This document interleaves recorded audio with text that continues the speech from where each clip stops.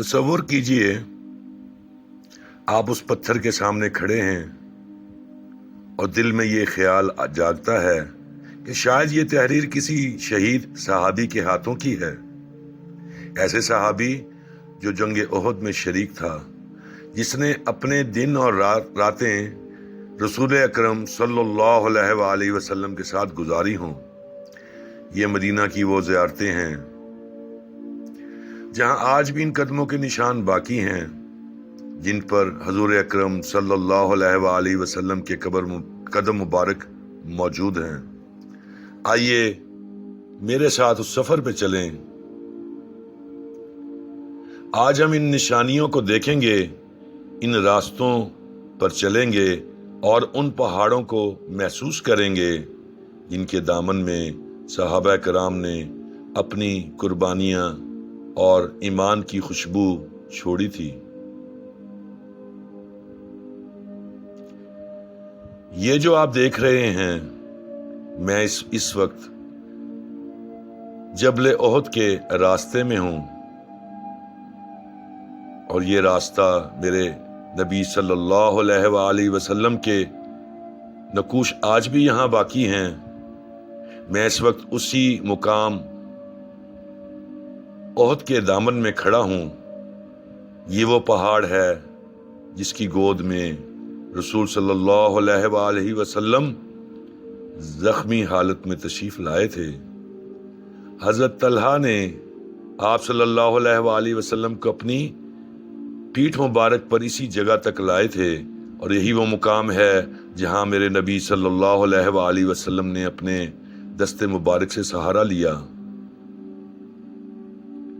میرے ذاتی تجربے کی بات ہے، مدینہ کے ایک پرانے گھرانے نے مجھے یہاں زیارت کے لیے جو لایا تھا، راستے میں مجھے انہوں نے کہا یہاں آج بھی وہ خوشبو آتی ہے جو نبی اکرم صلی اللہ علیہ وآلہ وسلم کے وجود مبارک سے ان پتھروں میں بسی ہوئی ہے۔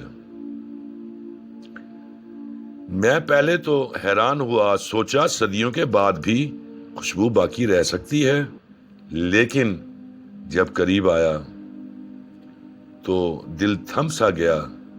قسم خدا کی وہ خوشبو آج بھی موجود ہے، وہ خوشبو آج بھی محسوس ہوتی ہے، ایسی لطیف، ایسی روح کو چھو لینے والی خوشبو کہ انسان بے ساختہ سبحان اللہ کہہ اٹھے۔ یہی وہ جگہ ہے جہاں آج بھی لوگ آتے ہیں، اس خوشبو کو اپنی روح تک محسوس کرتے ہیں، اور صدیوں کے بعد بھی ایمان کی یہ خوشبو باقی ہے۔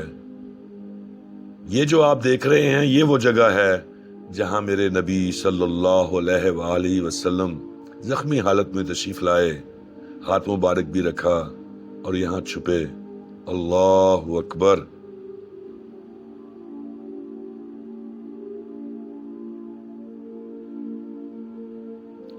کیا منظر ہوگا! یہ وہ پتھر ہے جہاں نبی صلی اللہ علیہ وسلم نے ہاتھ مبارک رکھے تھے، آج بھی انہی پتھروں سے خوشبو آتی ہے، اور یہ وہ جگہ ہے کہ جہاں میرے نبی صلی اللہ علیہ وآلہ وسلم موجود تھے اور اپنے صحابہ کرام کے ساتھ یہاں موجود تھے اس غار میں۔ میں آپ کو یہ بتانا چاہ رہا تھا کہ اس جگہ کو پہلے چونے کے ساتھ بند کر دیا گیا تھا۔ یہ سفید رنگ کا چونا آپ دیکھ رہے ہوں گے، اور کچھ عرصہ پہلے ہی اس کو کھولا گیا ہے۔ احد کے مقام کے بارے میں میرے نبی صلی اللہ علیہ وآلہ وسلم نے فرمایا کہ وہ ایک ایسا پہاڑ ہے جو ہم سے محبت کرتا ہے، اور ہم بھی اس سے محبت کرتے ہیں، اور جب تم اس کے پاس سے گزرو تو اس کی جڑی بوٹیوں میں سے کچھ کھا لیا کرو، چاہے وہ کانٹے دار ہی کیوں نہ ہو۔ یہاں سے ہمیں اس بابرکت پہاڑ کی عظمت کا پتہ چلتا ہے۔ سامنے جو مقام نظر آ رہا ہے اسے مسجد فرست کہتے ہیں۔ یہ شیب الجرار کی وادی میں واقع ہے۔ عربی میں شیب کا مطلب ہے پہاڑوں کے درمیان کی گھاٹی، اور جرار کے معنی ہے کھینچنے والی چیز۔ شاید اسی لیے کیونکہ بارش کے بعد یہاں پتھروں اور پانی کا بہاؤ کھینچ کر نیچے آتا تھا۔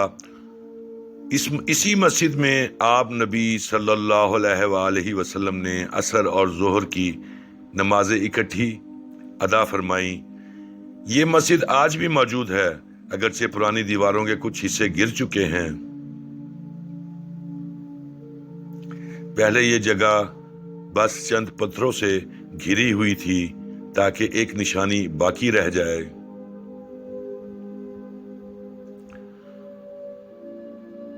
اور بعد میں اس پر تھوڑی سی تعمیر ہوئی ہے، مگر آج بھی اپنی اصلی حالت میں یہ مسجد کھڑی ہے۔ یہ مسجد اپنی ایک خاص بات کی وجہ سے پہچانی جاتی ہے کہ یہاں وہ وقت تھا جب نبی صلی اللہ علیہ وسلم زخمی حالت میں تشریف لائے تھے۔ آپ صلی اللہ علیہ وآلہ وسلم کے دندان مبارک شہید ہو چکے تھے۔ آپ نبی صلی اللہ علیہ وسلم کے دندان مبارک شہید ہو چکے تھے، چہرے پر زخم تھے۔ اسی حالت میں آپ نبی صلی اللہ علیہ وآلہ وسلم نے بیٹھ کر نماز پڑھائی۔ یہی وہ جگہ ہے کہ آج بھی لوگ یہاں آتے ہیں تاکہ اس جگہ کی برکت حاصل کر سکیں۔ یہ جو محراب آپ دیکھ رہے ہیں، یہی وہ جگہ ہے جہاں نبی صلی اللہ علیہ وسلم بیٹھے تھے جب صحابہ کرام قریب آئے، زخمی اور تھکے ہوئے تھے تو نبی اکرم صلی اللہ علیہ وآلہ وسلم کو ان کی قربت کی شدت بھی محسوس ہوئی۔ یہ محراب کی جگہ ہے کہ جہاں میرے نبی صلی اللہ علیہ وسلم نے بیٹھ کر نماز پڑھائی۔ یہاں کے مقامی لوگ کچھ پاکستانیوں کو یہاں لے آتے ہیں، اکثر کو اس جگہ کا بھی بہت کم اس کی تاریخ کے بارے میں علم ہے۔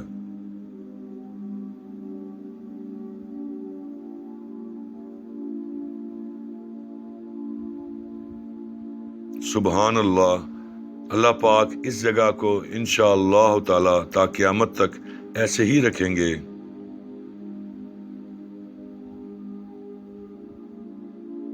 جب صحابہ کرام قریب آئے، زخمی اور تھکے ہوئے تھے، تو نبی کریم صلی اللہ علیہ وسلم کو ان کی قربت کی شدت بھی محسوس ہوئی۔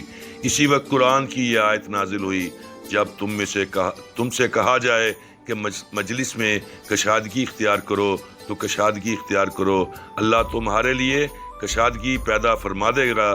یہ آیت آج بھی ہمیں یاد دلاتی ہے کہ ایمان کا سبق صرف جنگوں میں نہیں بلکہ باہمی محبت اور آسانی میں بھی ہے۔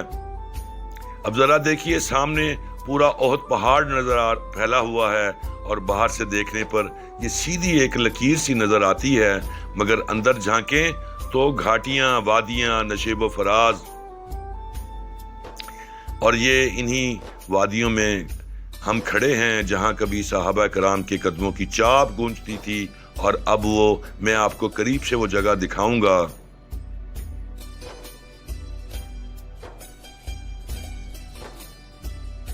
جہاں خط حجازی میں لکھا، یہی وہ ابتدائی عربی خط ہے جس میں قرآن مجید کے اوائلی نسخے لکھے گئے، خط حجازی۔ اب آئیے ہم اس جگہ پہنچتے ہیں جہاں احد کے پتھروں پر کندہ وہ قدیم نقوش ملتے ہیں، انہیں خط حجازی کہا جاتا ہے۔ یہ ابتدائی عربی رسم الخط ہے جو شروع کے اوائل میں زمانے میں رائج تھا، اور قرآن مجید کے پہلے نسخوں میں بھی اسی کا استعمال ہوا۔ مورخین لکھتے ہیں کہ ممکن ہے ان میں سے کچھ تحریریں صحابہ کرام کے ہاتھوں کی ہوں۔ سوچیے اگر یہ الفاظات واقعی کسی شہید صحابہ کے کندہ کیے گئے ہیں تو دل پر اس کا کیسا اثر ہوگا۔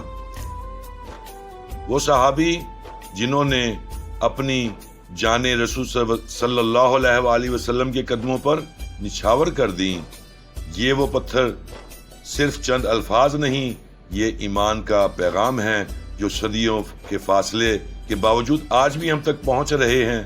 یہاں لکھی ہوئی عبارتیں، قرآن کی آیات اور اللہ کے نام گویا صحابہ کرام کی روحانی خوشبو اب تک ان میں بسی ہوئی ہے۔ میرے سامنے جو پتھر ہے اس پر کندہ الفاظ میں لکھا ہے، میں حفصہ بن عمر ہوں اور میں نے تمہیں اللہ سے ڈرنے کی تلقین کی۔ سوچو، ایک شہید صحابی کی یہ تحریر جو مورکائے احد میں اپنی جان قربان کر گئے، ان کے الفاظ آج بھی ہمارے دلوں کو جھنجھوڑ دیتے ہیں۔ یہ کوئی عام تحریریں نہیں ہیں بلکہ ایمان کی خوشبو ہیں۔ دل گواہی دیتا ہے کہ یہ نقوش ہمیں صدیوں پرانے اس ماحول میں لے جاتے ہیں جہاں صحابہ کرام کے دل میں تقویٰ اور خشیت الہی کی روشنی بھری ہوئی تھی، اور یہاں سعودی حکام نے حفاظتی باڑ لگا دی گئی تاکہ مقدس نشانیوں کو ضائع ہونے سے بچایا جا سکے، ورنہ لوگ آ کر اپنے الفاظات ان پتھروں پر لکھ دیتے ہیں جو ان قدیم تحریروں سے مل کر غلط ملت ہو جاتے ہیں۔ یہاں سعودی حکام نے حفاظتی باڑ لگائی ہے تاکہ ان مقدس نشانیوں کو ضائع ہونے سے بچایا جائے، ورنہ لوگ یہاں پر بہت کچھ تحریر کر جاتے ہیں کہ جو ان کے لیے مسئلے کا باعث بنیں گے۔ آج بھی ان پتھروں کو دیکھ کر انسان کے دل میں عجیب سی کیفیت پیدا ہوتی ہے، گویا صدیوں کے فاصلے مٹ گئے اور ہم براہ راست اس دور کے ایمان افروز لمحات میں کھڑے ہوں۔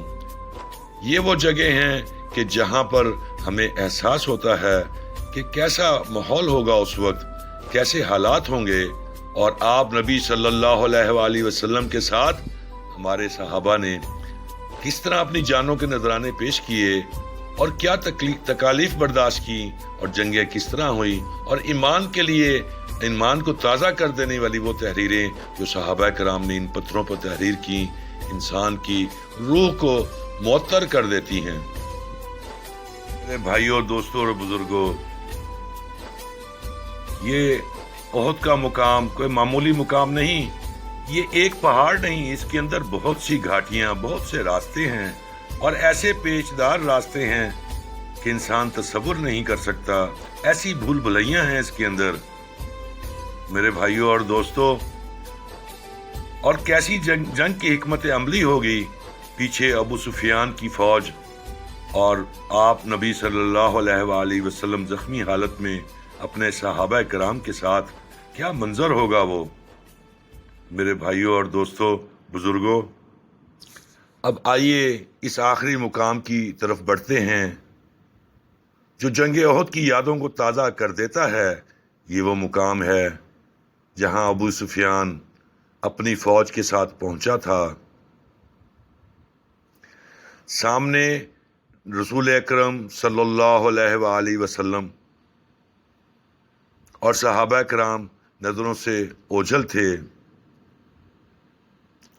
ذرا اس منظر کو آنکھوں کے سامنے تو لائیے، ایک طرف احد کا اونچا پہاڑ، دوسری طرف دشمن کی فوج، نبی کریم صلی اللہ علیہ وآلہ وسلم اور صحابہ کرام زخمی حالت میں پہاڑ کے اوپر موجود ہیں، اور ابو سفیان نیچے کھڑا ہے، اور دشمن کی فوج نبی صلی اللہ علیہ وآلہ وسلم اور صحابہ کرام کو تلاش کر رہی ہے۔ شاید ان کے دلوں میں، ان کے دماغوں میں یہ بات آ گئی کہ نبی صلی اللہ علیہ وآلہ وسلم خدا نہ خواستہ شہید ہو گئے، اور بڑے بڑے صحابہ بھی ساتھ شہید ہو گئے، حالانکہ میرے نبی وہاں موجود تھے۔ اسی اثناء میں ابو سفیان نے نیچے کھڑا پکار رہا تھا، محمد، اے محمد، کیا تم زندہ ہو؟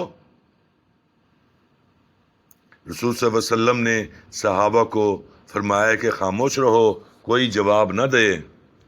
پھر اس نے کہا، آواز لگائی، ابو بکر کہاں ہیں؟ ابن خطاب کہاں ہیں؟ جب کوئی جواب نہ ملا تو تکبر سے کہنے لگتا ہے، یہ سب مارے گئے ہیں۔ یہ سن کر حضرت عمر خود پر قابو نہ رکھ سکے اور بلند آواز میں بول اٹھے، اے اللہ کے دشمن، تو جھوٹ بولتا ہے، ہم سب زندہ ہیں اور اللہ ہمیں باقی رکھے گا۔ ابو سفیان نے اپنے بت کا نام لے کر کہا، آبیل کی بڑائی کی قسم۔